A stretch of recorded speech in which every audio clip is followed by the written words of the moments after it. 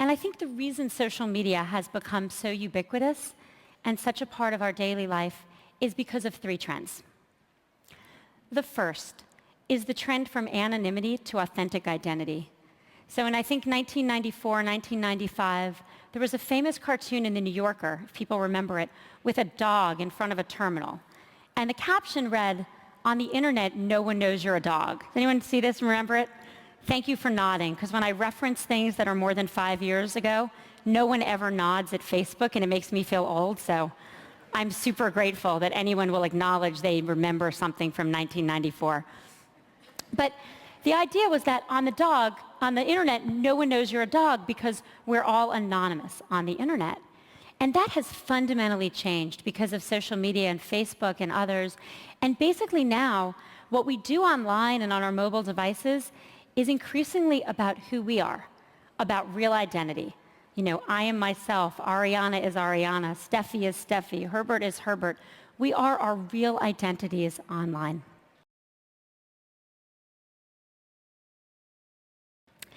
The second trend is a shift from the wisdom of crowds to the wisdom of friends.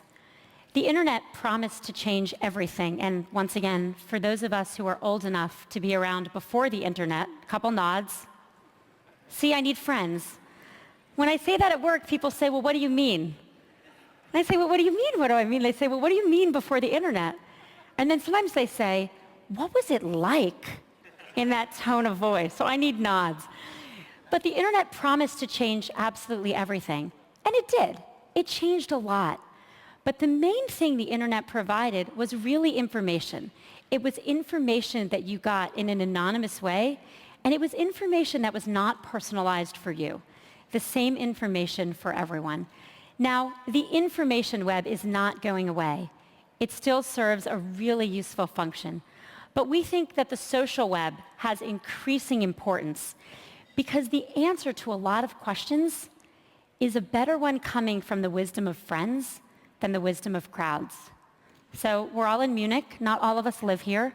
Would I rather know what, the thousands of people in the world think is the best restaurant in Munich?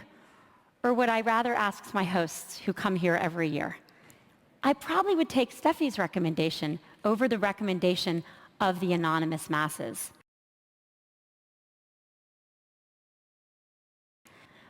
The third trend, which I think is by far the most important, is the transition of all of us from being receivers of information to being broadcasters of information. And I think this has huge historical significance.